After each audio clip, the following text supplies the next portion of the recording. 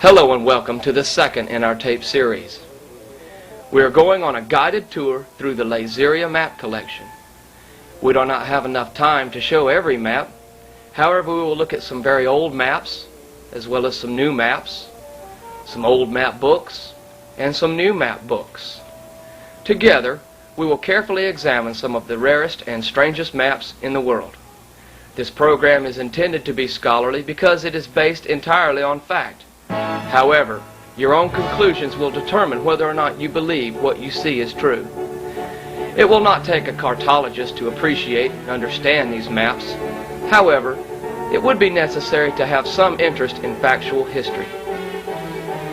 We would like for this program to cause you to think and challenge certain principles that you've been taught. We would like for you to ask questions that you never dreamed of asking before. To begin our journey, we're going to go back to the year 1805. Alright, the first map we're going to show you is from 1805, and it is an Arrowsmith Lewis. You'll notice it is a black and white map, and we start to see a couple of names crop up. Right here we have Davis C. And Davis explored this region from 1585 to 1587. And here, of course, you'll notice the Hudson Sea, Hudson Straits. And Henry Hudson was in this area in the 1610, 1611 time frame. You notice right here, Southampton Island is actually a peninsula.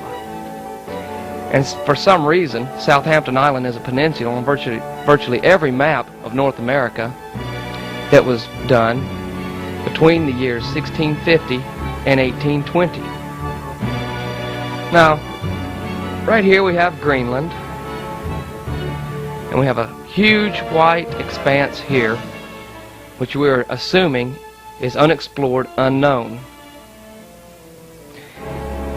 We don't see a lot of detail in these islands right here in this area. It just looks like a horn going up north of the Hudson Bay, attaching itself to the body of the continent. But as we'll see later, there are a bunch of islands here. And coming over to this area, you'll notice the country of Alaska, this area, the territory of Alaska, doesn't have a name, but the word Alaska does appear right here at the Aleutian Islands. That's the only place Alaska is listed. This was a respected map in its day. It was perhaps published in small atlases for basic high school, college reference work. It is an 1805 Arrowsmith Lewis. Okay, the next map we're going to show you is a J.H. Colton from 1855. Now, Colton was well known for his fine embroideries of all of his engravings and printings. Absolutely beautiful. And his accuracy was well detailed too. You'll notice the Gulf of Mexico here, Central America, eastern coast of North America, the west coast of North America. Right here you'll notice his British possessions, and right here it says United States. Now we're going to look a little closer in this area, starting here with Greenland. Greenland has a new shape, but it stops right up here. And we have a few more names. There's Frobisher, who was in this area in the 1570s. And Baffin Bay. Baffin, of course, was here in the early 1600s. You'll notice Southampton Island is now an island. That's pretty accurate. And Hudson Bay looks well detailed. And there are a couple of important rivers that go into Hudson Bay. And you'll notice in this area the islands are starting to break up more, perhaps revealing a northwest passage through here. And right over here we come to Russian America. The word Alaska can only be found right here where the Aleutians are. And back up here you will notice an expanse of white, which we are assuming is unexplored. Now, a couple of years before this map was printed, there was an explorer named Robert McClure who'd said he'd traveled through the Northwest Passage, and he was the first. But there are other accounts way before then, such as the one in 1595, when the merchant trader Michael Locke reported that he'd met up with an old Greek sailor in Venice, and this Greek sailor had told him that he had been through the Northwest Passage in 1592. Now, there was a lot of controversy when this map was made concerning the Northwest Passage. And in 1845, there was an expedition launched by Sir John Franklin. He set out to look for the Northwest Passage, but he and his crew and his ship vanished, never to be seen again. Once again, this is a beautiful full-color map from 1855 by J.H. Colton.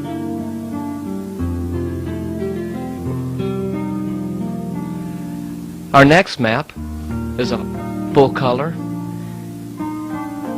Johnson Ward, printed in 1862 at the height of the Uncivil War. Let's notice the same things we've noticed in some of the other maps. Coastline, eastern North America, looks very good. Florida, the west coast is very accurate. The Hudson Bay is even more accurate. Southampton Island is actually much larger. Hudson Strait. We can see the detail on all these islands through here. Perhaps a couple of ways that a sailor, an explorer, could get through the Northwest Passage. Looking over here at Greenland, the east coast of Greenland is somewhat very undefined. There's a couple of new apparitions, some new inlets in Greenland. And here we have the expanse of white again. And coming down to Alaska, we still have Russian possessions. The word Alaska is only on the Aleutians. Now, our history books tell us that in 1867, Alaska was purchased by the United States from Russia. But that's not really true. The United States actually purchased Alaska from the Russian-American Fur Trading Company. The Russian-American Fur Trading Company owned this entire region. It was a company. The Eskimo originally inhabited this area. In 1867, when Alaska was purchased, there were 26,500 native Eskimo and less than 1,400 fur trading workers. The territory was purchased for $7,200,000. I wonder how much they gave the Eskimo for that.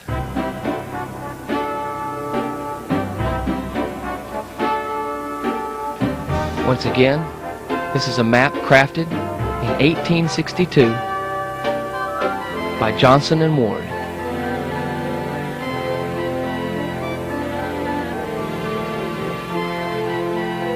Our next map was crafted in 1873 by J. David Williams. This is also a beautiful full-color map. United States. Many of the states are starting to take their modern-day shapes. And we have a lot more detail in this area. Now we see literally hundreds of islands and many, many different passageways through these islands. We might ask, how come other explorers didn't know this region had so many islands and passageways? But most every one of them are named after some explorer from one time period or another. Back up here, we see the east coast of Greenland is starting to take its shape. We stop right here on Greenland, except for this area. Of course, we have again our huge white expanse of what we are believing is unexplored territory at the time. Alaska is now called United States territory.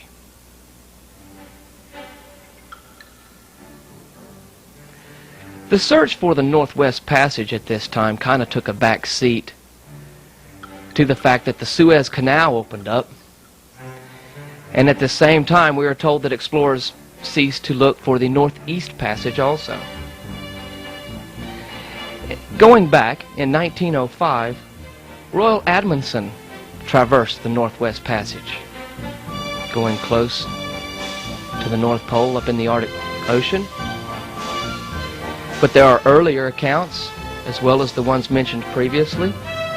In 1640, there supposedly was an Admiral Fonte de Fuca who'd claimed that he'd sailed through the Northwest Passage not once but twice. And in the mid-1700s, there were several accounts given, many different explorers and sailors stating that they had been through the Northwest Passage.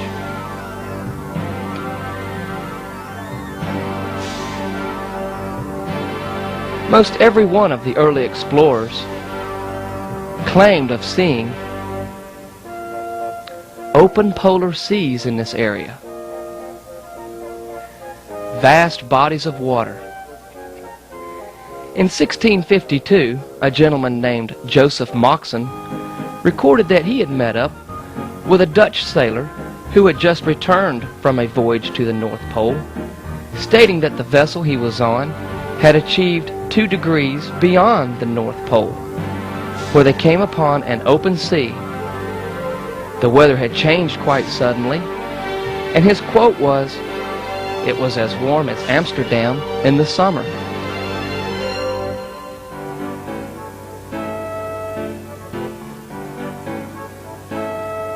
Once again, this is from 1873, a J. David Williams.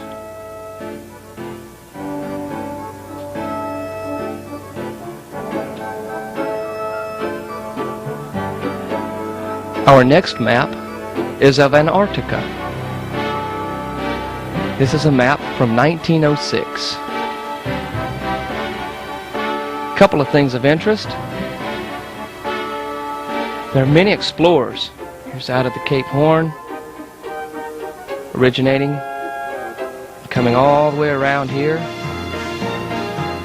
South America right here. And the distance here is nowhere near as much as it actually ended up being on the modern maps. And out of the early explorers to the Antarctic, this particular map shows the travels of Bruce in 1904,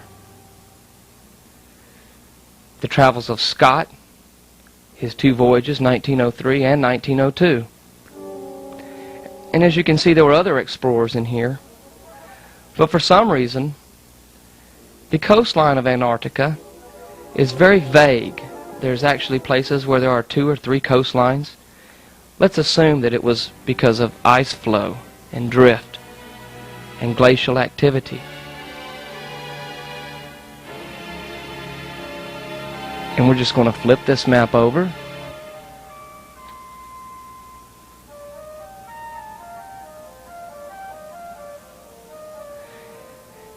And show the Arctic region.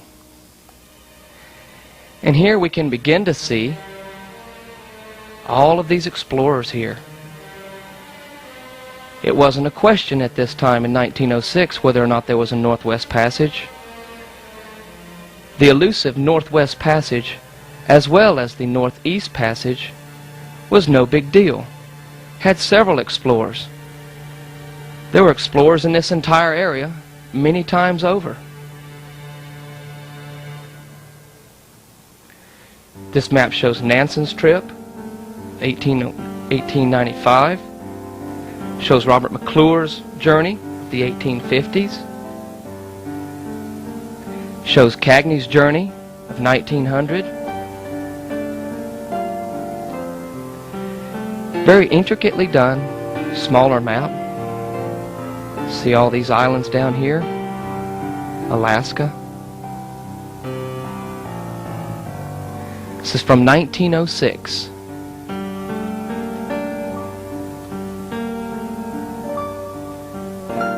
Our next map doesn't have a date on it. It's a small map also, black and white. And for a couple of reasons, it's one of my favorites. The date I'm going to attach to it is between 1910 and 1912 because of the journeys that it shows.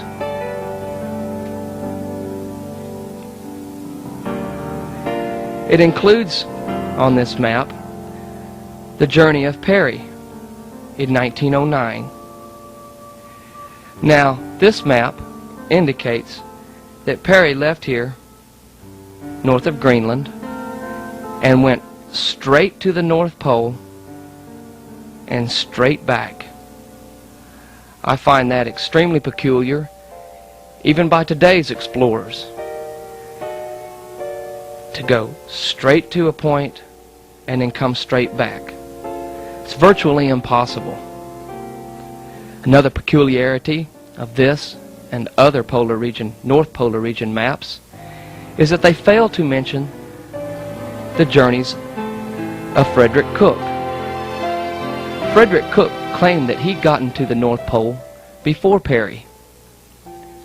And when they were before Congress, the two of them proved without any question that neither one of them had gotten to the North Pole. Another peculiarity with this map is that in this area right here, in 1881, the Jeannette was crushed. The commander of the Jeannette was De Long. De Long and his men died in Siberia, but the wreckage of the Jeannette drifted. This line right here says the drift line of the Jeannette wreckage. The Jeannette wrecked here and then drifted all the way down through the North Pole, coming down this way, all the way to the southern tip of Greenland. The wreckage traveled 3,500 miles.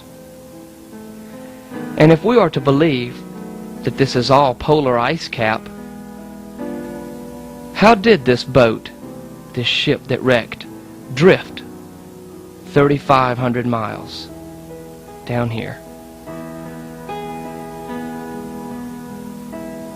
Once again, this is a North Polar region map from approximately 1912. Now we're going to show you an old book. This is a very old book. It's almost 300 years old.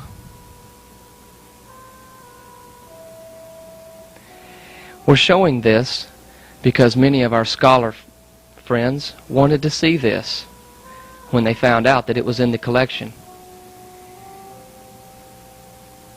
Voyages and Travels in 4 volumes. And if we can see the date down here, 1704.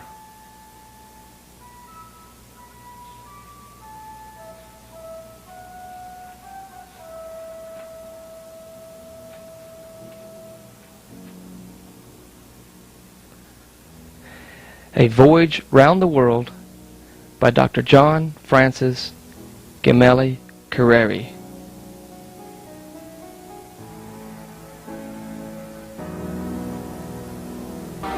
The map that we're going to show you from this book is of Greenland. Towards the end of the book, we find this beautifully detailed map of Greenland. Several items of interest.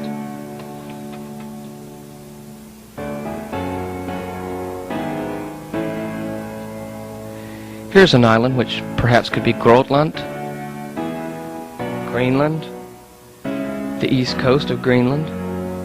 And it shows a body of land right here. And over here says Witch's Land.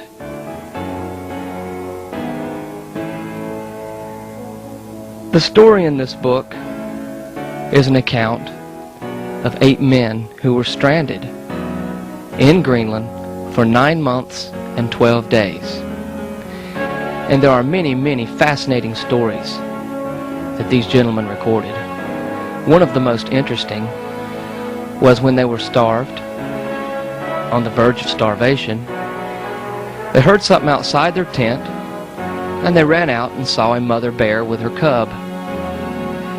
And as soon as they saw the bear saw them, and they charged each other. 6 of the men with their lances, pikes, spears, swords, whatever, ran to meet the bear. She saw food, and they saw food. So the charge was on. And when they met in the middle, there was a furious battle. A lot of blood. But the 6 sailors who were stranded did manage to kill the bear. The cub ran off. And they ate the meat as they would and left the rest to just freeze until it was all gone with the exception of the liver. And the men, thinking that more food would come up, left the liver for the last part. And since they had no food at that time, they ate the liver of this bear. And about 2 days later, all of their skin fell off. This is a classic example of an overdose of vitamin A. Once again, this is a map of Greenland from a book published in London in the year 1704.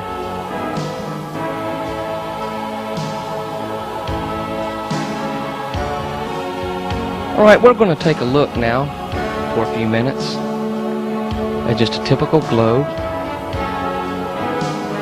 that you could find in most any high school library.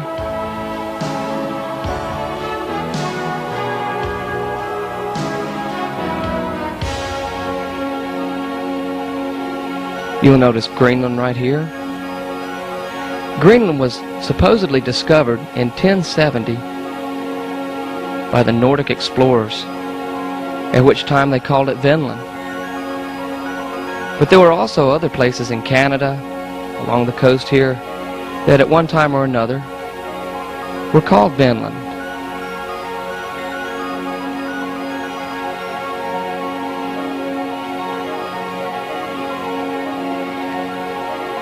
In 1854, there was an explorer named Kent Kane who made it to the north of Greenland here, and he got out of the ship, went to the tallest cliffs on the coast, and he looked out, and he recorded that he saw vast open polar sea with no ice and heavy breakers. But before this time, we are taught that everyone thought the world was flat. If we look a little bit closer, we can find that Julius Caesar, in 50 BC, had a problem with the old Roman calendar, which consisted of 355 days in its solar year.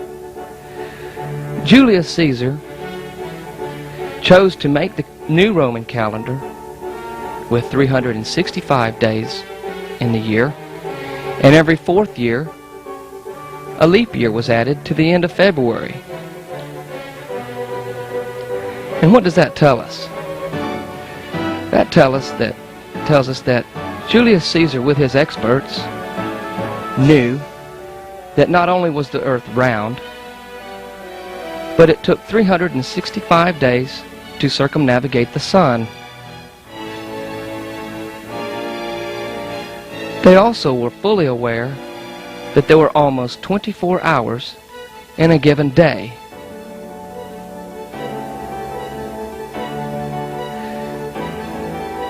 This causes a problem with the dogma of the Middle Ages, stating that the world was thought to be flat. Now we're going to look at some old maps written in Latin, and we're going to bring up our Latin expert, Paul Vanetti.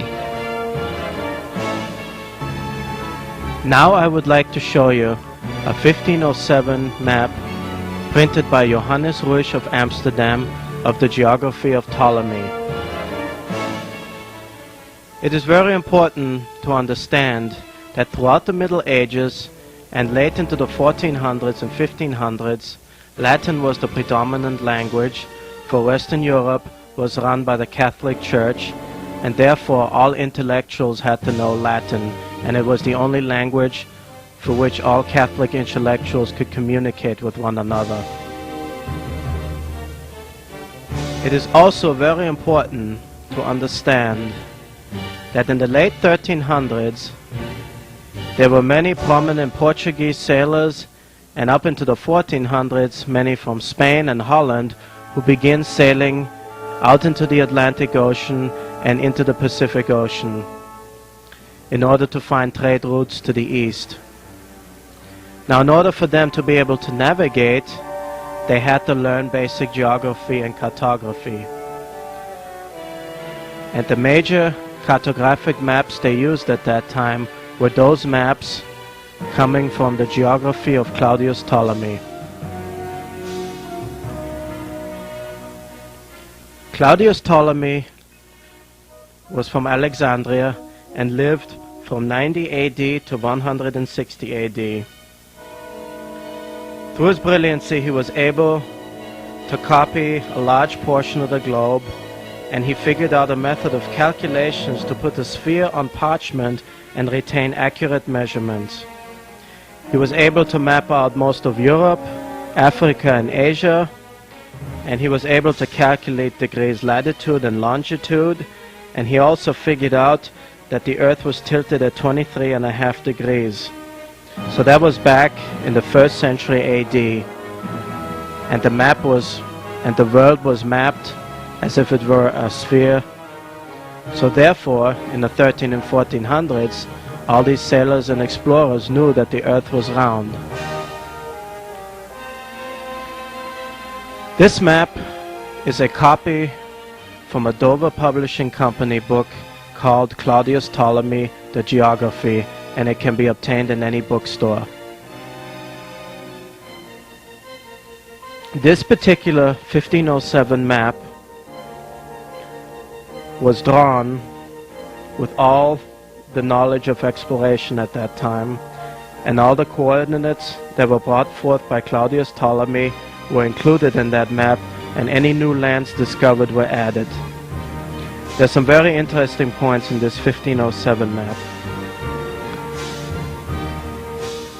It is one of the first maps that shows the newly discovered lands in the Americas.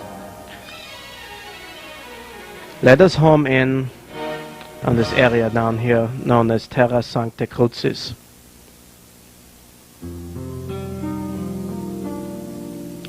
So you can see it is actually a detailed description of the northern coast of South America, which was explored and mapped in the late 1490s. You can see the winding of the continent, what is now Brazil, and going further down south. And up here you notice the islands of the Caribbean, island of Hispaniola, which Christopher Columbus was on, as well as the Antilles. And over here you see a portion of another island, which could possibly be Cuba, or it could be a portion of Mexico. One thing that was very significant then, using the measurements of Claudius Ptolemy, was that they believed that all these newly discovered lands belonged to the Asian continent. Now let us go slightly further north here. As you can see, as you sail westwards from Europe, you encounter a portion of land here in the north which had been discovered at that time, and this is what could be a portion of North America. This portion right here could be a portion of Newfoundland or maybe even Cape Cod. but this is actually resembles a portion of North America. Then down here, this resembles a portion of Asia and China. So they believe that the new continent they discovered was actually a part of Asia. One way, let's read how this area here is described in the Terra Sancta Crucis. It actually translates to the land of the Sacred Southern Cross, or New World. This paragraph here talks about when the first explorers landed. They could see a savage race of natives in there that were headhunters and cannibals, and the climate was extremely harsh and tropical. It's a very good welcome to the New World. Further south, this little sentence here describes how Portuguese sailors entered a frigid zone and were able to reach the 90th degree or the South Pole. Could it be possible that 400 years ago Portuguese sailors actually reached the Antarctic Pole and beat Scott and Amundsen? Let us now show briefly the continent of Africa. You can see the African continent is in great detail. And by 1507, numerous Portuguese explorers and traders, as well as Spaniards, have been able to circumnavigate Africa in search of the Spice Islands in the east. It was a very important trade route. Over here you see Madagascar and some of the islands in India. And also, let us go over all the way to Asia. And it shows several very nice islands such as Java Major, Java Minor. And these islands here are described as very rich gold producing and spice producing islands, which were the goal of most of these sailors in order to gather the spices and gold in order to trade. Also up here is a small description of China. And they also describe a small island called Chipango, which is the modern Japan, and they talk about people living there that are not very friendly, and the country itself is divided in several small kingdoms with all these little kings fighting one another. It can remind you of the shoguns of Japan, which were prevalent at that time. Okay, over here it's a pretty good map of India. And as it goes further down, you can see it vined, which could be part of Burma. And to the south of India, there's an island here. And the script here describes that on that island lived a people that were famous for being diplomats. They learned many languages, and their people became ambassadors to all the countries in the Near and the Far East. Let us look here to the text. And this is a very detailed text describing the different climatic regions and also the different areas where there's maximum and minimum daylight hours and the divisions of day and night. Very accurately mapped details. And they had a lot of knowledge back then. Now let us look up here to the north. You can see 4 islands and a multitude of channels going through right to the North Pole, which appears to be a circular sea. This is very significant, keep that in mind. You must also understand that these maps of the geography of Ptolemy were used by Christopher Columbus and other explorers of his time. The significance of the map is that it was one of the last maps that shows the New World and Asia connected. In later editions, you see a difference. You see the New World showing all by itself, and that came about after 1521, after Ferdinand Magellan circumnavigated the globe and proven that the New World was separate from the Asian continent. Okay, now we're going to take a small break, and we're going to feature a couple of books, and this is one of them. The Mapping of North America by John Goss. It is a Rand McNally publication and can be purchased at most any bookstore or special ordered for less than $100. We're going to refer to this book. Okay, the first map that we're going to show you from this book is on page 35. And it is a copy of the map engraved in 1570 by a very famous map maker named Abraham Ortelius. This map shows North America and South America, Gulf of Mexico here, the Hudson Bay here, and all the way over here we see that tiny island of Friesland.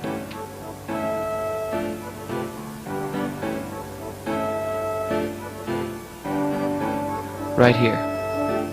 You see Greenland right here, and Friesland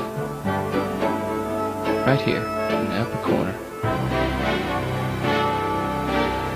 It's a very beautiful map, crafted in 1570. This is not an original. This is a copy taken from the book, The Mapping of North America.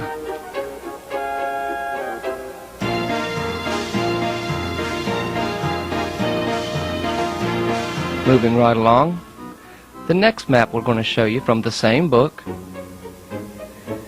was done in 1594 by Doticom.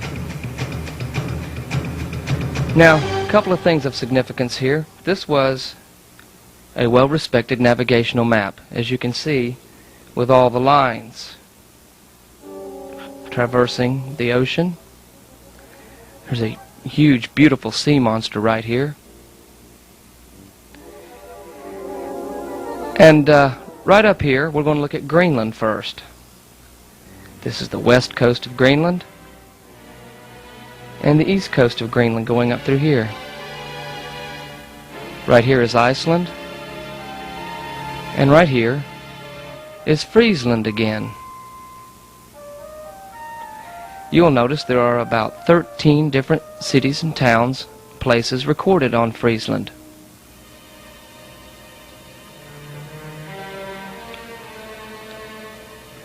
Again, this is a 1594 copy from the book, The Mapping of North America by John Goss. This is a Doticom.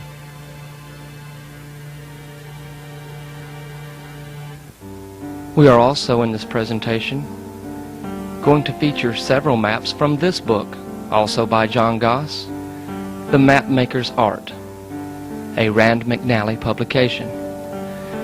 This book can also be purchased at most any reputable bookstore or special ordered for perhaps less than $100.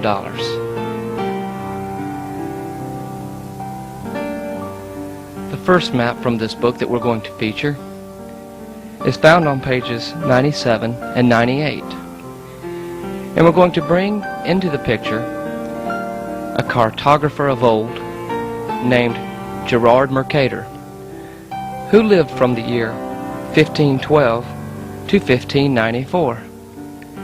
This particular map, very beautiful map, was engraved by his grandson, one of his grandsons, named Romuald Mercator.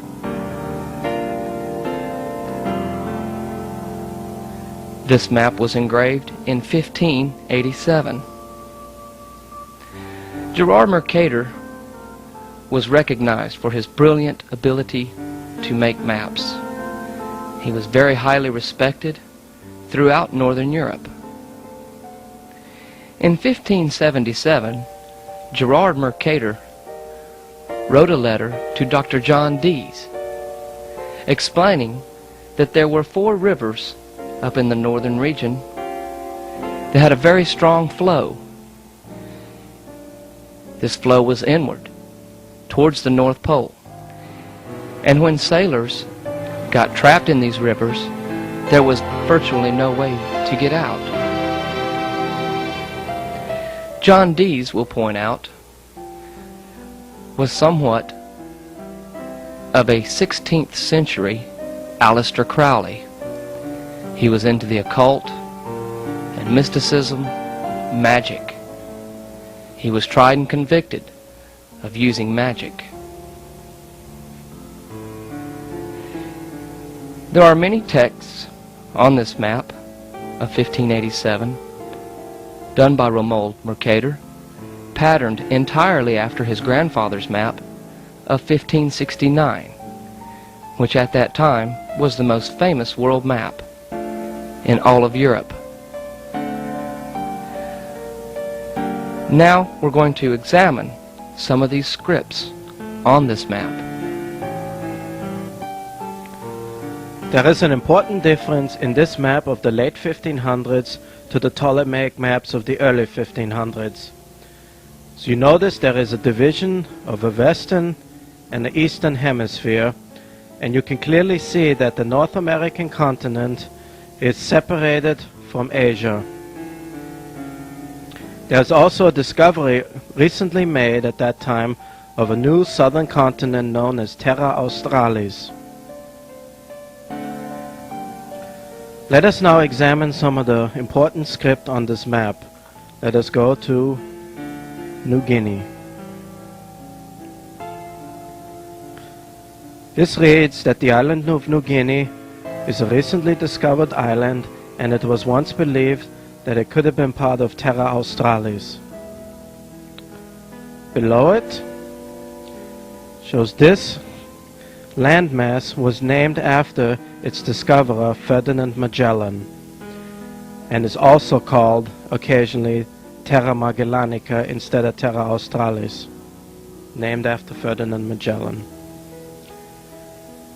As we go further eastwards,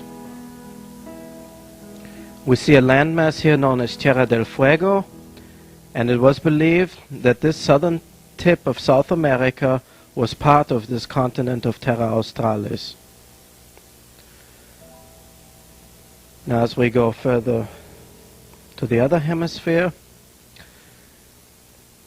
this sentence here clearly states a distance between this point of Terra Australis to the Cape of Good Hope in southern Africa is approximately 450 leagues distance, which is actually about 1,300 miles. So sailors have reached the Antarctic continent. Another good piece of evidence to that is that in this paragraph sentence here states that Portuguese sailors encountered birds of an enormous size. They must have been describing the penguins on Antarctica. Over here it describes that between the islands of St. Laurent and Los Romeros there is a current which changes occasionally in direction from clockwise to counterclockwise. Between this Los St. Laurent, which is today's Madagascar, and this little island of Los Romeros. Further inland here describes that these vast areas are written about in a book by Paolo Venetti and Ludwig Watermann. There's some other descriptions of this Terra Australis up here. Up here it describes a gold-producing province, and further south a land of many or multiple aromas, land of wildflowers. Now it is important to note that they believed what could have been a discovery of what is known as Australia today, which is tropical. They probably believed at that time that it was a complete part of the Terra Australis or Antarctica. They were all one continent. Over here it describes an island of many riches and spices, one of the sought islands of the western explorers and traders, and it also shows a multitude of islands known as Spice Islands in the east. Let us go to North America. And this text here reads, America, or New India, discovered in 1492 by Christopher Columbus and claimed for the Kingdom of Castile. Now let us go to the far north, and it shows 4 islands, 1, 2, 3, 4. 4 islands crisscrossed by rivers. This paragraph here describes that between these 4 islands are 4 rivers that flow in a northward direction and empty into a central sea around the pole up here. Over here on this island, the description reads that it's the healthiest island in the north. Now let us go to the northern part of the eastern hemisphere. This island is described as having inhabitants that are 4 foot tall, which they call pygmies. And over on this island, it gives a description of this river here, and it describes that this river has such a strong current flowing northwards that it never freezes throughout the whole year. A very interesting and advanced map for its time.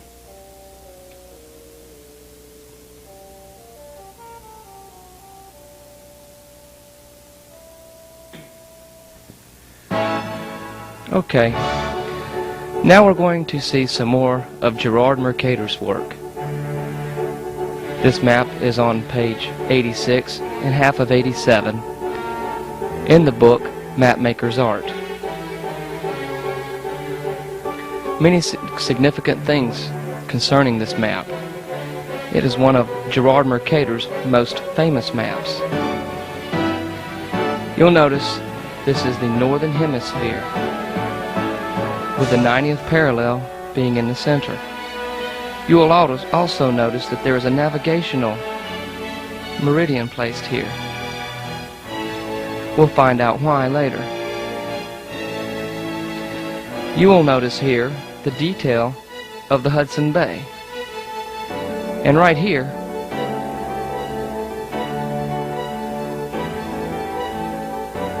we have Southampton Island. No question about it.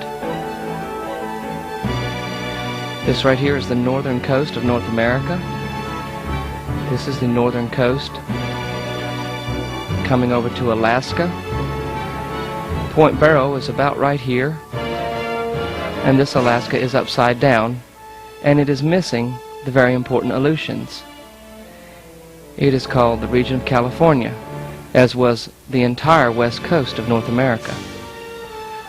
Right here we have what later became the Bering Straits, northern Siberia, Nova Zembla, northern Europe, Spitzenbergen, right here.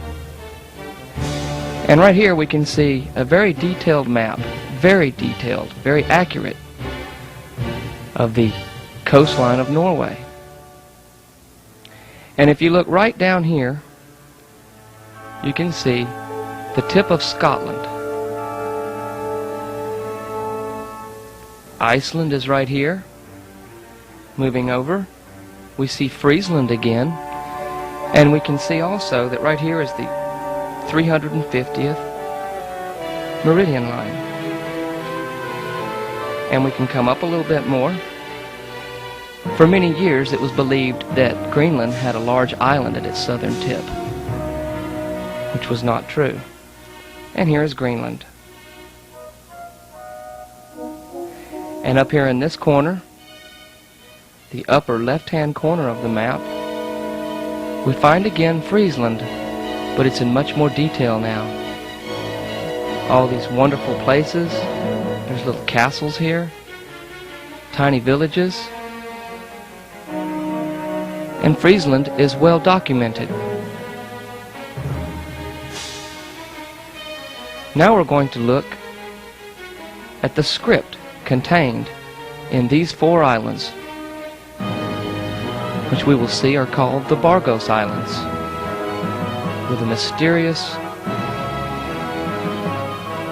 apparition here in the center.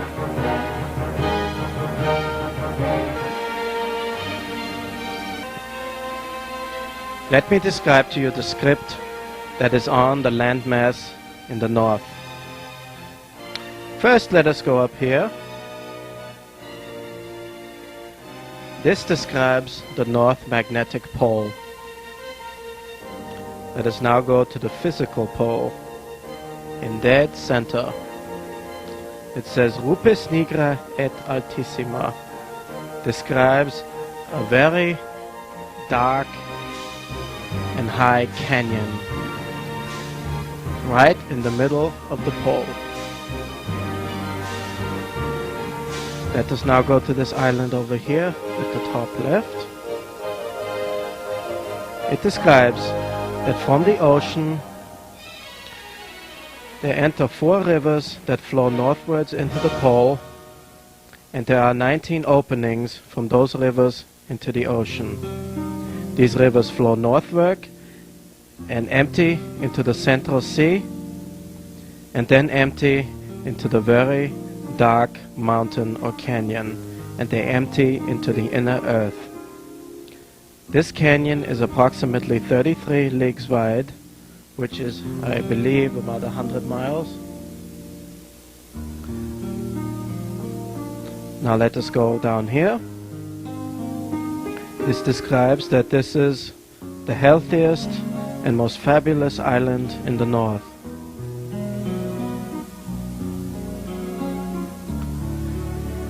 This here describes that this river or channel flows northwards and is divided, and it has 3 openings into the outer sea, and this particular channel is approximately 37 leagues wide.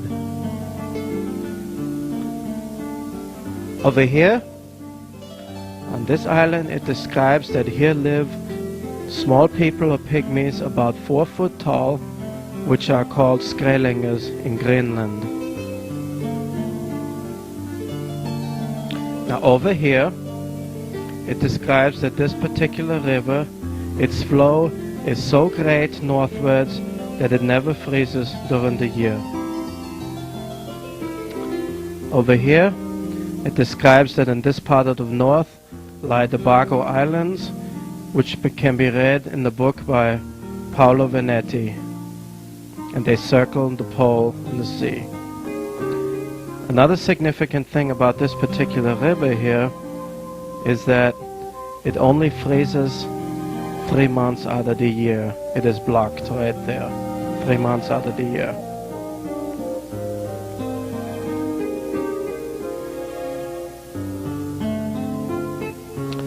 Now let us go further down here to the Hudson Bay. We already described this island as Southampton Island.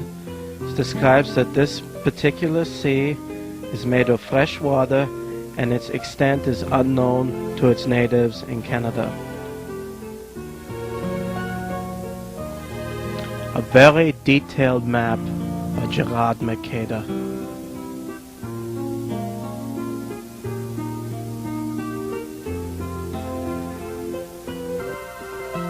The next map that we're going to show you is a Michael Mercator map from 1595, and it was used up to 1636. Michael Mercator was also a grandson of Gerard Mercator. As you can see, he was a brilliant engraver. Now, we are not sure if he was a cousin or a brother to Romuald Mercator, but they had to be one or the other.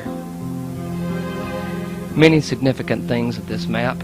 As you can see, it shows the Western Hemisphere. We have Terra Australis down here, North America here, South America here. This is a plaque that we found at an antique store.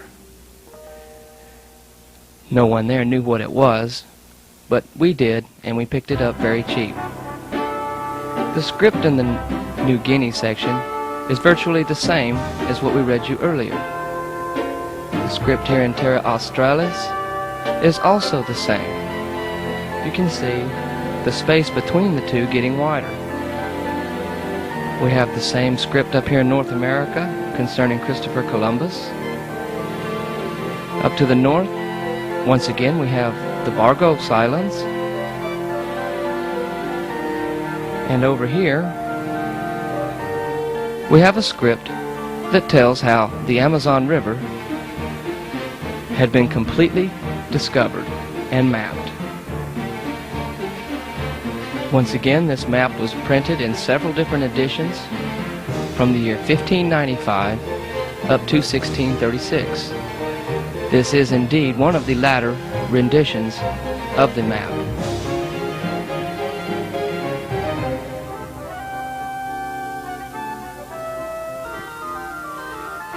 It is also important to point out that this map has Friesland right here in the far top corner, top edge. Well-crafted map by Michael Mercator, grandson of Gerard Mercator. Okay, we're quickly going to show you several other very famous maps that featured Friesland. This is taken from page 62 of Mapping of North America by John Goss. And this map was used widely between 1627 and 1676. It is the first English map. It is done by John Speed and printed in London. And it does feature Friesland in the upper corner. The next page will show the famous Blau map of 1630. It also has Friesland up here, the upper edge, and then again on page 64 we have a Hendrik Hondius map, which also shows Friesland, the upper border, and Hondius tutored under the great Gerard Mercator.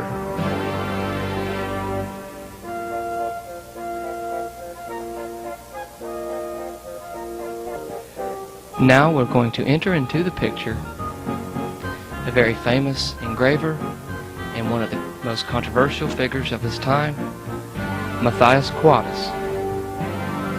Mathias Quadus lived from 1557 to 1613. He was hailed as a brilliant geographer and a master engraver. His engraving style of maps was somewhat different from others. He took the known regions and mapped them as if they were on a cylinder, which made navigation by his maps easier. But at the same time, it distorted the northern and southern regions.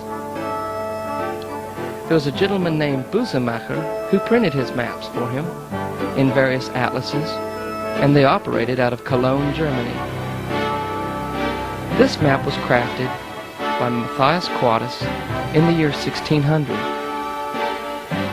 This was the year that Mathias Quadus was banned by the church. And in the northern region here, you can see two huge bodies of land here and here, and a region of water coming down right along in here, as if it were a river. And now we're going to show you another controversial Mathias Quadus map. This is now an original 1600 Mathias Quadus manuscript from a small atlas printed by Bussemacher. This is the reverse of the map. As you can see, it is mounted in double glass.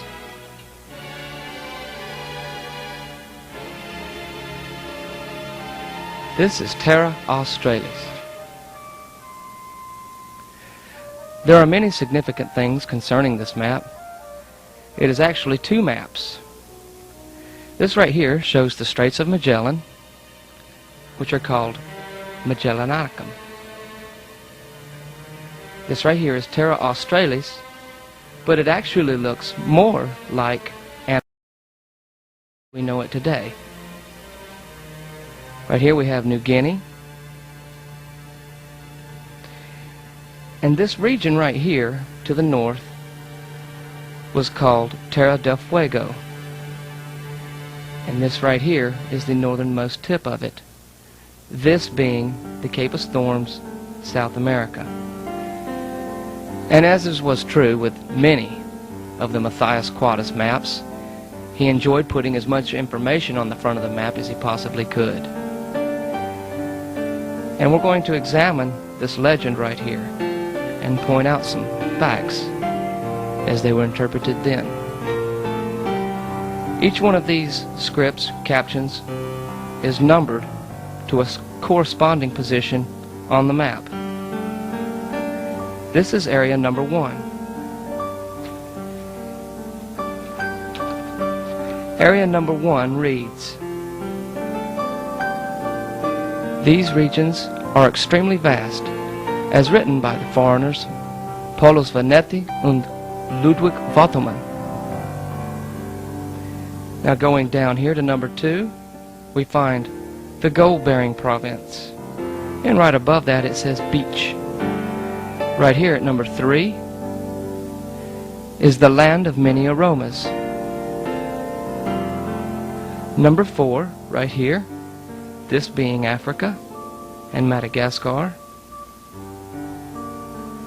Between these islands, St. Lawrence and Romeros, it can be noticed that the flow of the ocean changes periodically. Number 5, right here, says, "Here as noticed by the Portuguese lie incredible looking birds of large size." And number 6, right here, "This region of Australis was named after its discoverer, Magellan." And number 7, right here, "This land is a newly discovered island, and it is uncertain whether it is part of Terra Australis."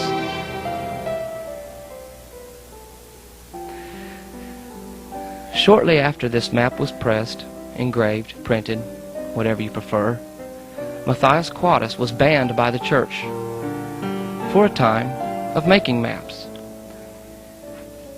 But we can see that he was not banned for more than 8 years.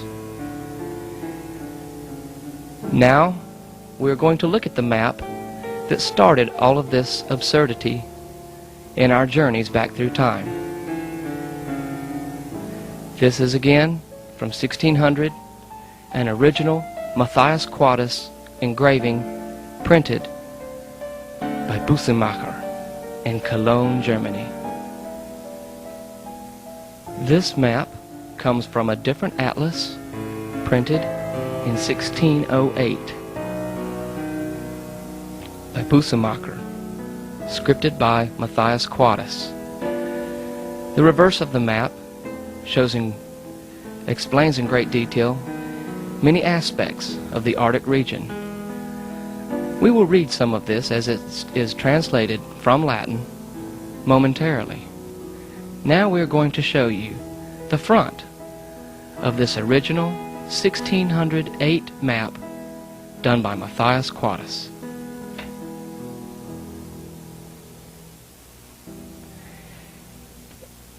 Here again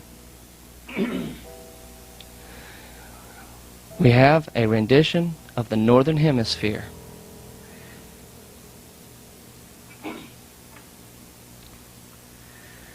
There are many points of interest on this map.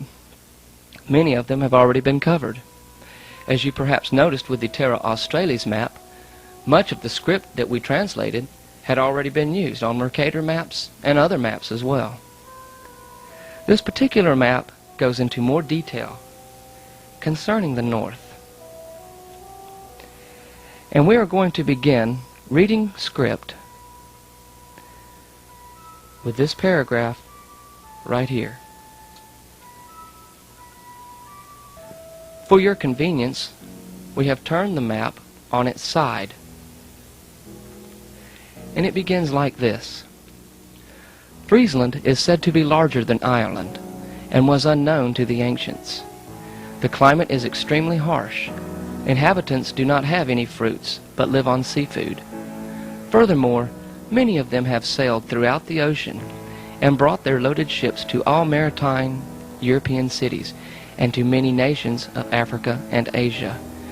During this period, English ships frequently went to Friesland, and it became known as Western England. There you can find a maximum daylight of 19 hours.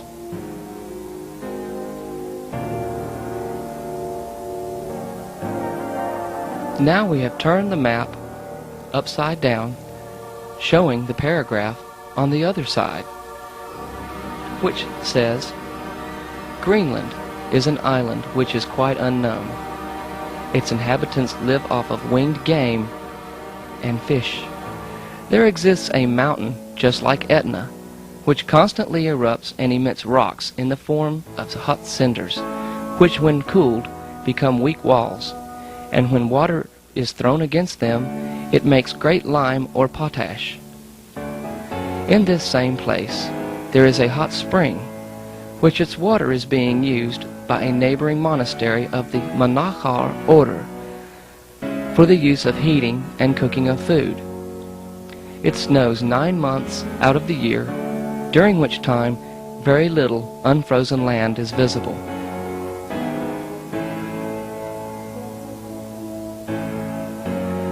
Now back to the center of the map.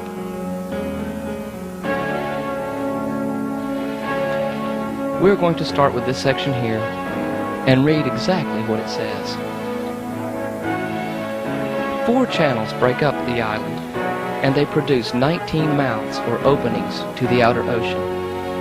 The rivers flow to the north and empty into the inner earth. The canyon, which lies beneath the pole, is approximately 33 leagues wide, which is about 100 modern miles.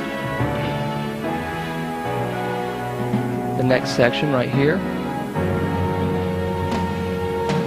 states very precisely, in this part of the north exist the Bargo Islands, according to M. Paul Valette, Book 2, Chapter 61.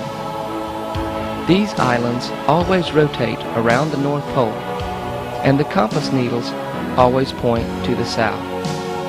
Part 2, right here, states, this channel has 5 openings, and because of the speed of the flow, it never freezes. Section 3 of the map, also in 2 sections, clearly states,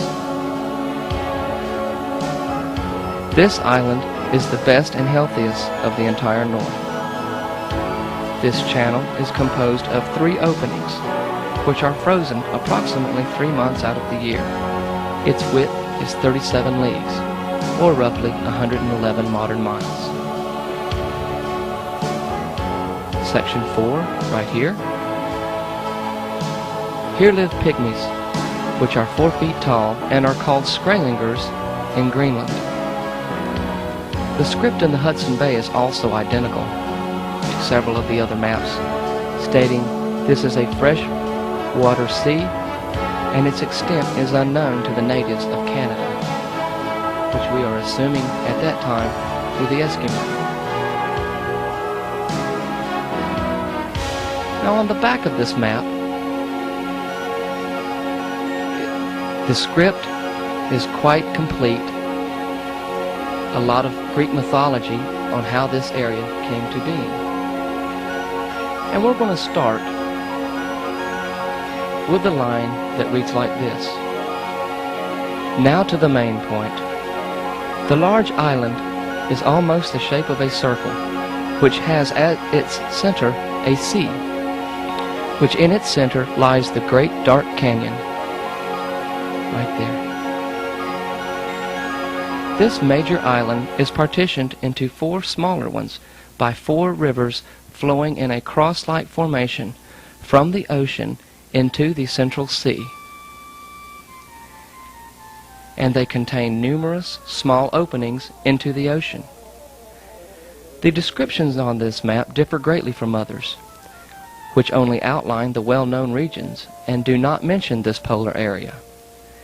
They mainly mention the area south of it, and especially those areas around the equator. Nonetheless, in order to get to all these places using this map, it is necessary for you to include the north, from where one can reach places in the east as well as in the west. It is also necessary to know that when in the North Pole, all directional points are reversed, and it is necessary to use a sextant. For example, when at the North Pole, in order to go south to Iceland, follow the compass pointing north. In order to go to America, follow the compass east. In order to get to Norway, follow the compass northwest. And in order to get to Friesland, allow the compass northeast. And to Ireland, which is not listed in this map, also go north. And in this fashion, it is possible to reach all the other regions, cities, islands, and bays which are located on this map. This is a noteworthy observation. Within the entire Arctic Circle, it is daylight for 6 months, and there is darkness for 6 months. And this day-night cycle happens yearly, which seems ridiculous and unbelievable to us Germans, Swabians, and Bavarians. Nevertheless, Ovid did not fall from grace, and these facts were given to me by many reliable eyewitnesses. But productivity can suffer on long nights due to excessive sleep. Therefore, the sailors utilize the splendid northern lights and the luminous moon, and are fully supplied with flint, firewood, grease, and body oil. So most of the labor has to be done during the night, and fishing for food during the twilight. Yet in the summertime, there is continuous daylight, but the time span of the days and hours is no different than ours. Now this is a very strange translation here. I will continue. The sound of bells is highly valued where it is desolate. Next sentence. There, the constant sun does not produce enough heat because it is never high enough to emit it. And wherever it is in the region, there is a lot of shade, and the sun seems to always be setting. From information obtained by the observation of this area, if you want to find out the distance to a place by using this map, become acquainted with the capabilities of a sextant. Do not use the degree points on the outer edge of the circle, which circumference is approximately 30,000 German miles, or 20,000 modern miles. Continuing, but the use of the line which comes from the center of the map and intersects with the 290th. The distinct points of degrees which can be found condensed around the circumference must retain the same distance throughout the globe. We're going to stop there and point out a couple of things. If we can close in right here on the Hudson Bay and go to the detail, we can see Southampton Island, much closer than the maps of the early 1800s. And we see these two important rivers coming in to the south of the Hudson Bay. Again, this is Alaska here, upside down without the Aleutians. This is the Bering Strait, Siberia, Nova Zembla, Spitsbergen, Greenland, Iceland, Friesland, and all of the points circumnavigated are marked in the degrees, as in the Ptolemaic tradition.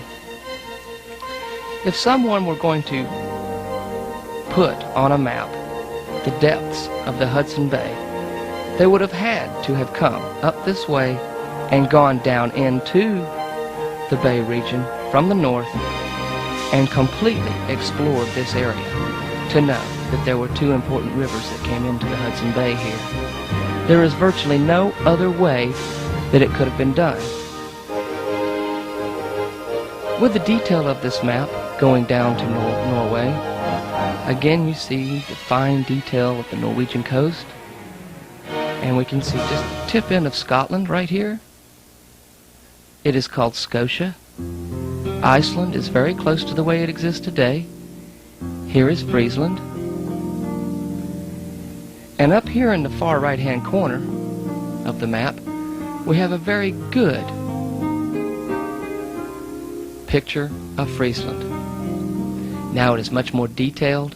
You can see the North Gulf, the South Gulf. You can see all these castles and villages all around Friesland, as well as islands here and here. Back to the center of the map. If so much detail were to be given to the Norwegian coast by these respected scholars of cartography, Nova Zembla, all these regions, wouldn't it make sense that someone had been here before? Perhaps many explorers? They certainly had to be here for more than 6 months at a time if they knew that there were 19 hours of daylight. Could they have stopped at Friesland, used it as a port to gather more supplies and sail up through here? Here we see how just a tip end of Greenland is connected to this Bargo Island. Friesland, we can easily determine, sunk in the late 1600s. Many explorers after that took soundings and found that a large area of land under the ocean here was sinking. It was checked again as late as 1944 by 2 different admirals, soundings taken, and proved that there was an area approximately 27 miles in diameter that was only like 30 fathoms under the sea, out in the middle of the ocean, the great depth of the North Sea.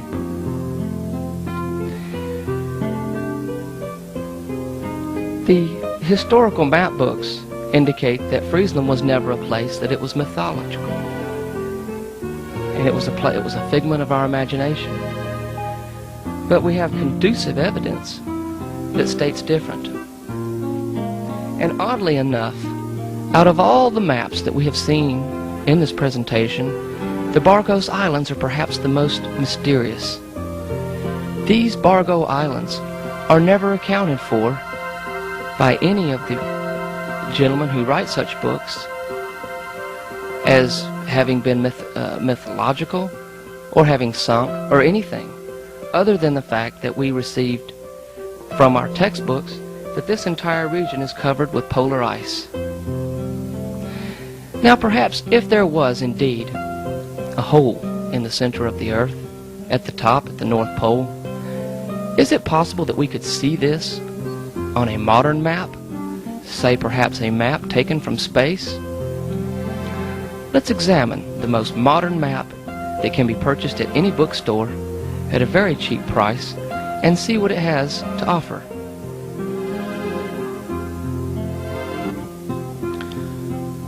This is a modern map called The Earth from Space, a satellite view of the world. This map is a compilation of thousands of satellite photographs put together to give an image of the world without its cloud covers. So this is a map of the world without cloud cover.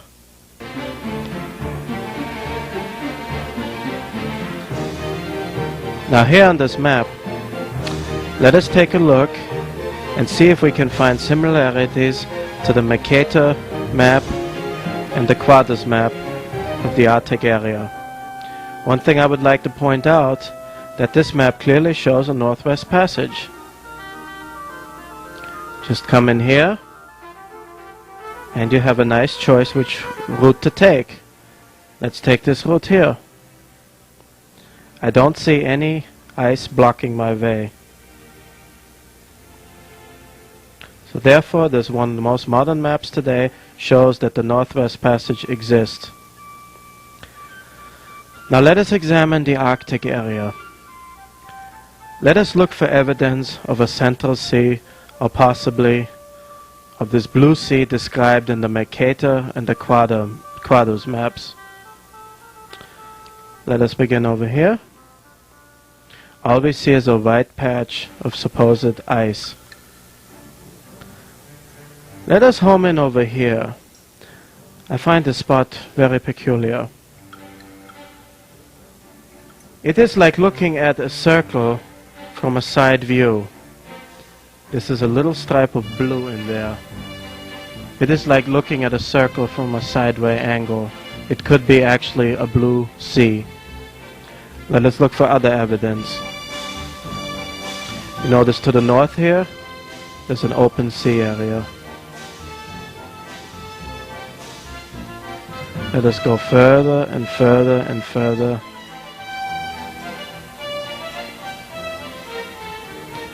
Ah, here. Here we see some blue, which could be part of this open sea. And further eastwards, here you can clearly see a lot of blue. Blue open ocean water surrounded by ice.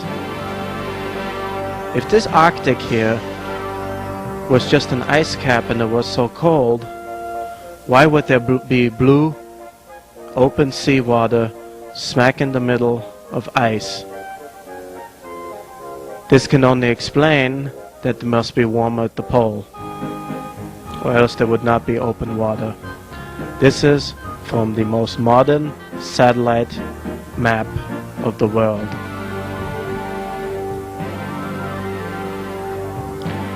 You can get it in any bookstore or in most places. Now that we have seen famous maps of the cartographers of the yesteryear, let us now analyze what modern expert geologists and earth scientists tell us about the composition of the inside of the earth. This is a page out of a book that is a common geography book used in many of today's prominent universities. It is called Essentials of Geography, and the picture I'm about to describe here is a picture you will see in most all modern geography books. This model here is based on what geographers use, what they call S&P waves that they send into the earth and what they determine its composition to be. They determined that we have a crust which is 100 kilometers thick, then that below it there is a mantle that is almost 3,000 kilometers thick, then there's an outer core that is 2,270 kilometers thick, and then there's an inner core that is 1,260 kilometers thick. They describe under the mantle it's a hot liquidish area, and then as you get further towards the inner core, that the inner core is composed of nickel and iron and solids, a very hot area. This is what our experts of today say what the world inner earth is composed of. This is a cutoff of the globe showing how they send S&P waves and how they travel through and how they determine the composition of the earth. But these geography books also state that this is pure speculation and not fact. But they believe this to be the most accurate theory. This is what's presented in today's books. But, as we know, there has nobody actually been down there to describe the hot core and everything. That is purely speculative. Now, let me give you some actual accounts of Arctic explorers.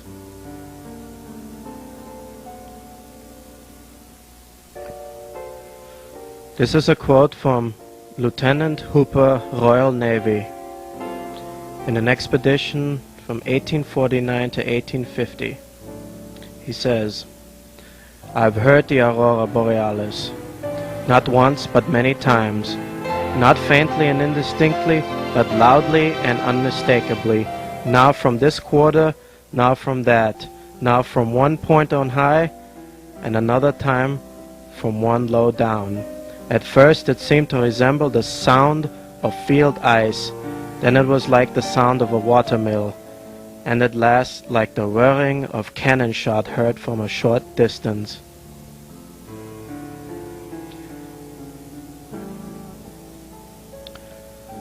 Dr. Fridtjof Nansen, from his diary, Volume 2, page 472. Wednesday, March 25th. There is the same dark water sky behind the promontory in the southwest, stretching thence westwards, almost to the extreme west. It has been there all through this mild weather with southwesterly wind, from the very beginning of the month. There seems to be always open water there, for no sooner is the sky overcast than the reflection of water appears in that quarter.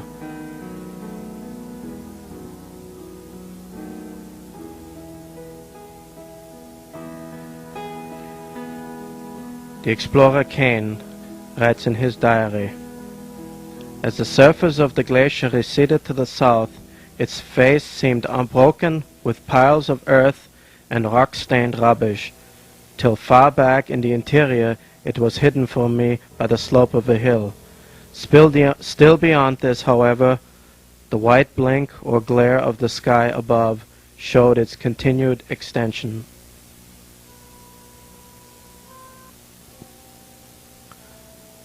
Another quote from Nansen. "So in the meantime we made fast to a great ice block and prepared to clean the boiler and shift coals. We are lying in open water, with only a few large floes here and there, but I have a presentiment that this is our winter harbor. There's no reason why their progress should have stopped at that point."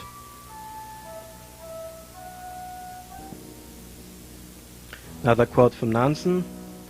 "This island we came to seemed to me to be one of the most lovely spots on the face of the earth. A beautiful flat beach, an old strand lined with shells, strewn above a narrow belt of clean water along shore, where snails and sea urchins were visible at the bottom, and amphipoda were swimming about. In the cliffs overhead were hundreds of screaming little auks, and beside us the snow bunting fluttered from stone to stone with their cheerful twitter. Here was life in fair land. We were no longer on the eternal drift ice. At the bottom of the sea, just beyond the beach, I could see whole forests of seaweed. Under the cliffs, here and there, were drifts of beautiful rose-colored snow.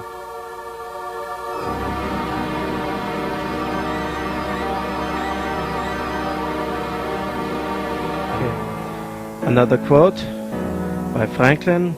He saw large numbers of geese migrating to the unknown north at a high latitude indicating land there. He notes that no matter how far north the explorer goes, he always finds the polar bear ahead of him. No matter how far north these bears are met, they are always on their way north. At latitude 82, Kane found butterflies, bees, and flies, as well as wolves, foxes, bears, geese, ducks, waterfowls, and partridges. A strange fact all explorers observe is that animals do not migrate south to escape the cold Arctic winter, but instead go north. Nansen was puzzled by this driftwood, which is continually found along the Greenland coast. He said that as far north as latitude 86 degrees, he found such driftwood.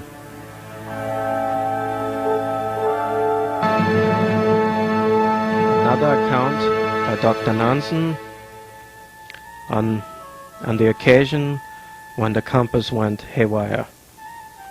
Taking everything into calculation, if I am to be perfectly honest, I think this is a wretched state of matters. We are now in about 80 degrees north latitude. In September, we were in 79 degrees. That is, let us say 1 degree for 5 months. If we go on at this rate, we shall be at the pole in 45 or say 50 months, and in 90 or 100 months at 80 degrees north latitude on the other side of it, with probably some prospect of getting out of the ice and home in a month or 2 more. At best, if things go on as they are going now, we shall be home in 8 years. Because of Dr. Nansen finding it getting warmer near the pole, and as well as his compass acting strange, he decided to turn around because he felt he was lost and went back home and ended his mission. Here is an account from another Nordic explorer. I lived near the Arctic Circle in Norway. One summer my friend and I made up our minds to take a boat trip together and go as far as we could into the North Country.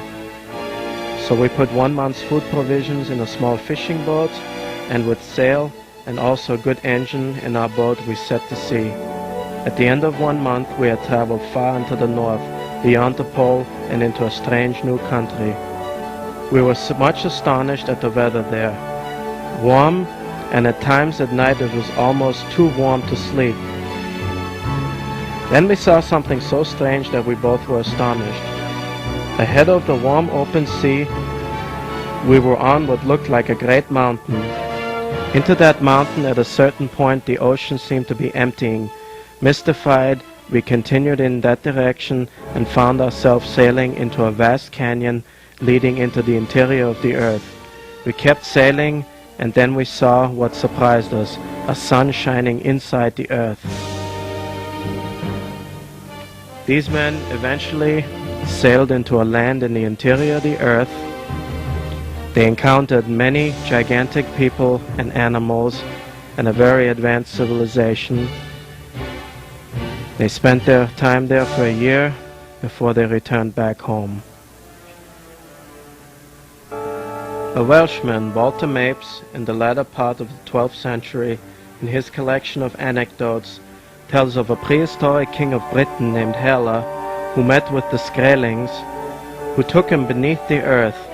Many early legends tell of people going under the earth into a strange realm, staying there for a long period of time, and later returning. The ancient Irish had a legend of a land beyond the sea where the sun always shone, and it was always summer weather. They even thought that some of their heroes had gone there and returned, after which they were never satisfied with their own country.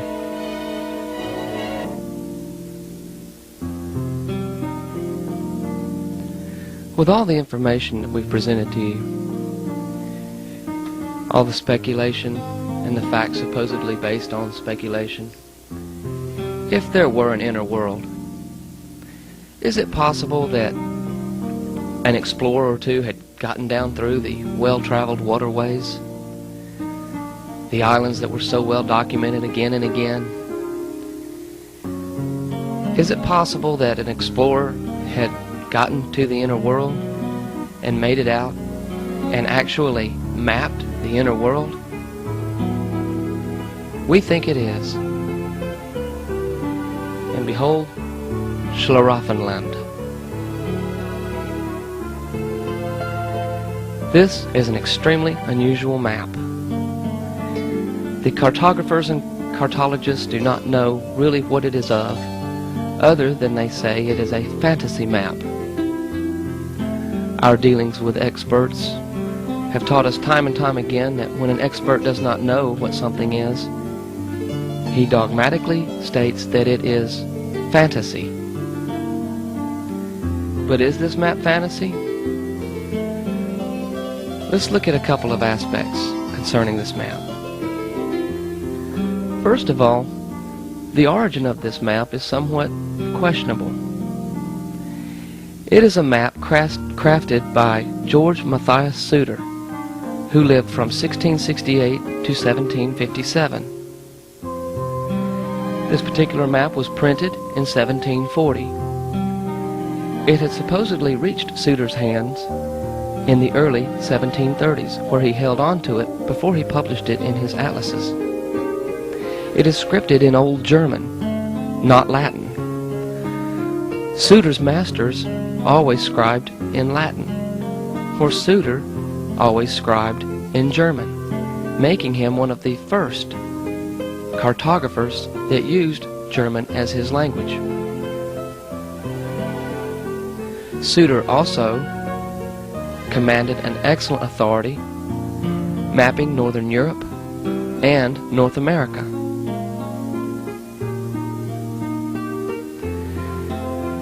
The map was supposedly, the original map, which this engraving was taken from, was supposedly dropped off at Mr. Suetter's map shop outside the door and left with no information or anything. There is evidence that there was a book printed in the early 1730s of over 400 pages talking about the geographies of this land, the rivers and the streams. And we can easily see that there is perhaps 2/3 land here and 1/3 water. Now, let's look at this map a little closer. We're going to start down here in the far left-hand corner.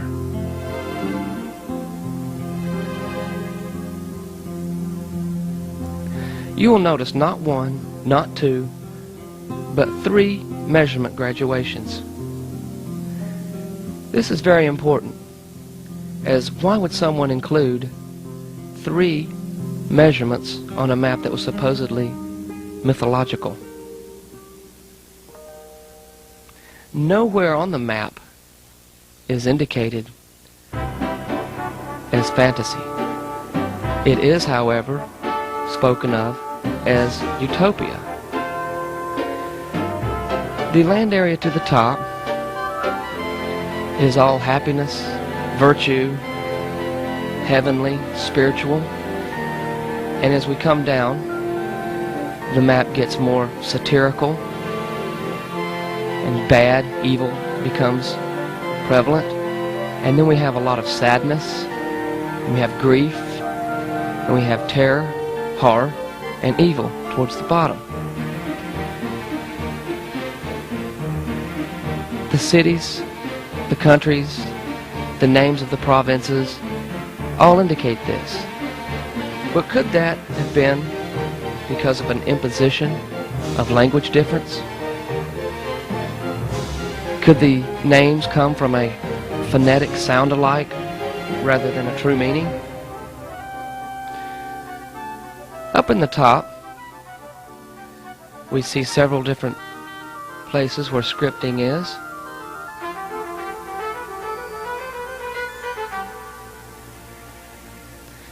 These are scripture from the Sermon on the Mount.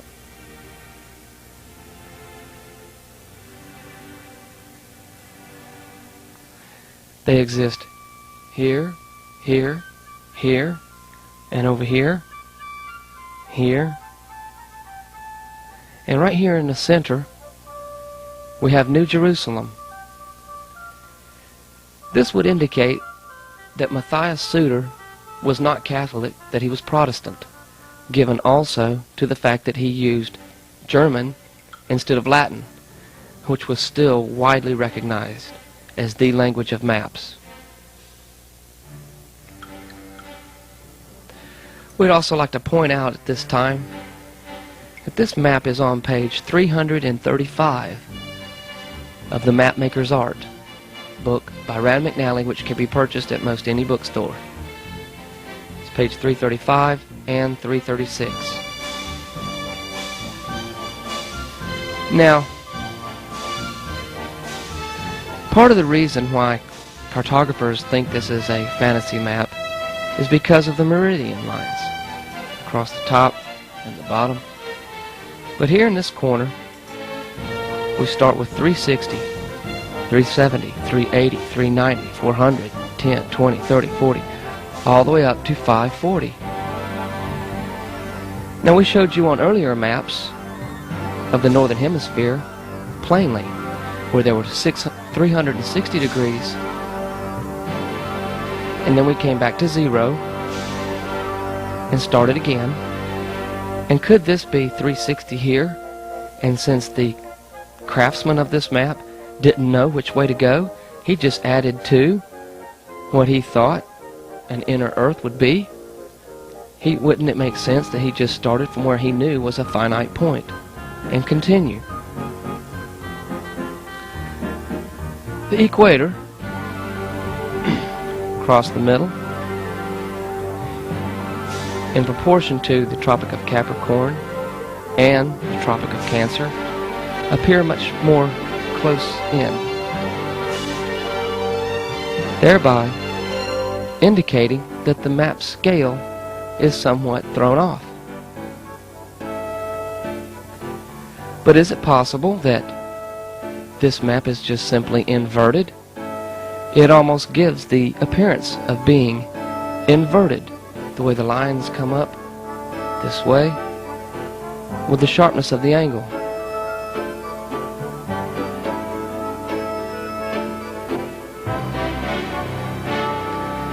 Let's look a little closer to some of the script on this map.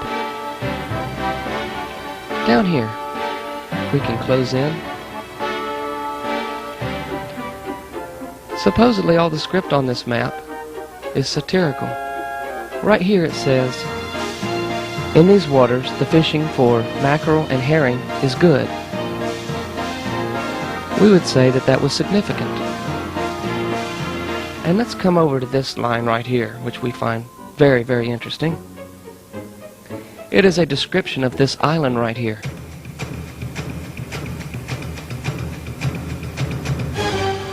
Right here it says, this is the island where the machine that controls the weather is located. Now if somebody printed this and engraved it in 1730, how ridiculous that would have been. Controlling the weather is something that's even new to us today. And now, we're going to point out something else. This script right here, written just below the equator, says basically, the sun is the same both day and night, all the time. Or the light is the same both day and night.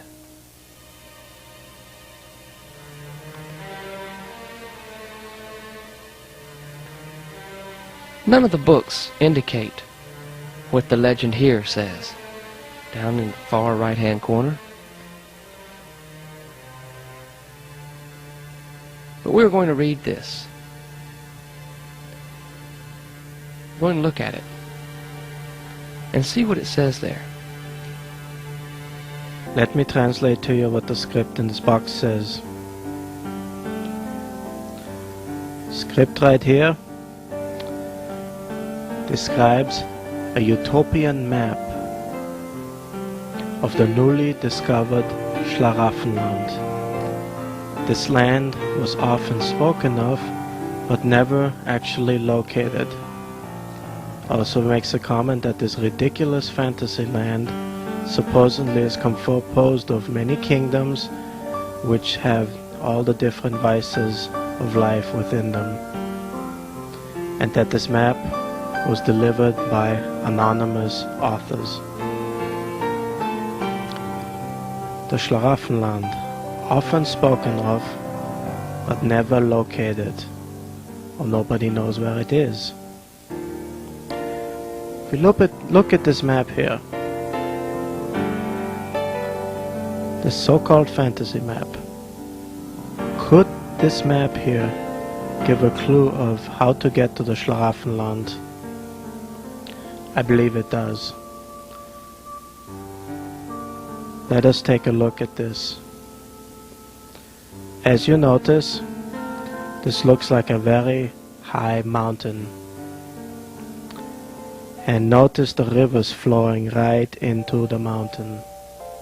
One here, have another one there, and another one going in here.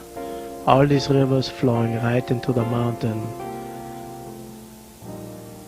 Now from what we have shown you previously, does this not remind you of what is on the map of Gerard Mercator and Mathias Quadus?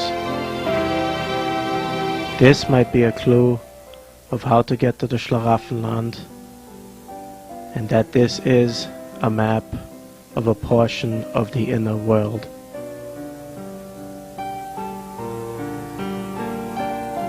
So where does all of the solid core theory come from? Perhaps if we look around, we can get to the core of the core. Let's look at... All right, now we're going to show you another map from the 1600s, 1665. This is a Kircher map. System of underground water. Pretty much is what it says here. And let's back up and we can see this guy. Oh, it's very beautiful, black and white print. This is the original. Athanasius Kircher. And this was sanctioned by the Catholic Church.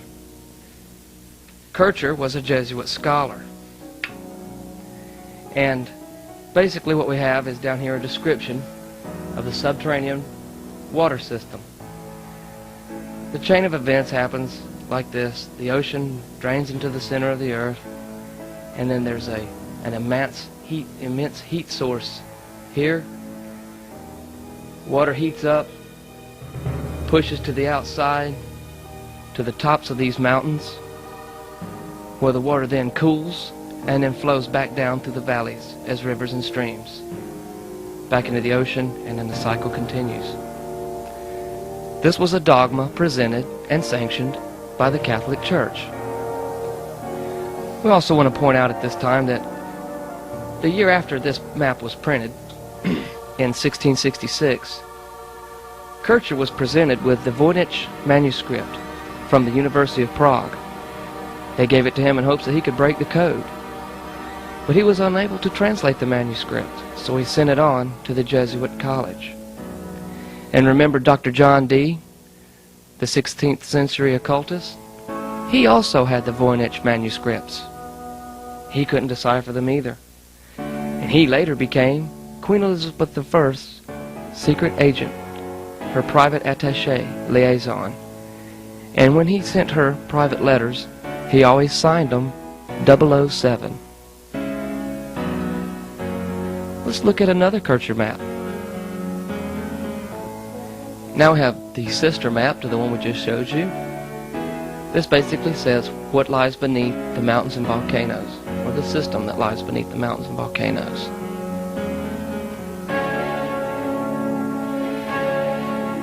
Very beautiful. This is the original. And you'll see there's a lot of Latin script here. And basically, in short, what it suggests is the following. That the central core here is an immense heat source.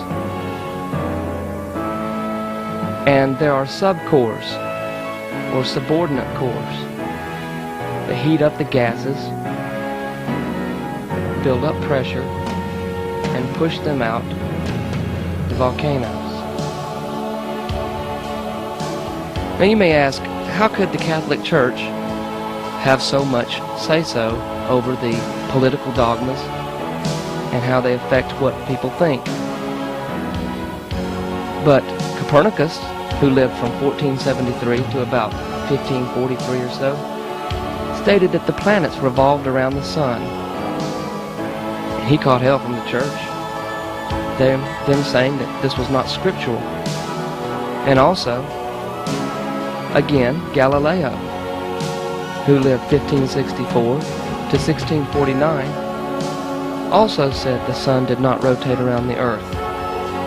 And in 1616, Galileo was tried and convicted for teaching the sun was the center of the planetary system. He was persecuted by the church.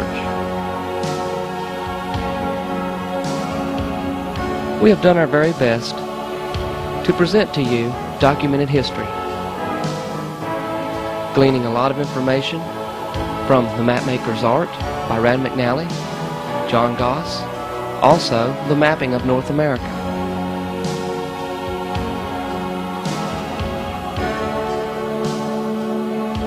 Is there cause to question what we've been taught?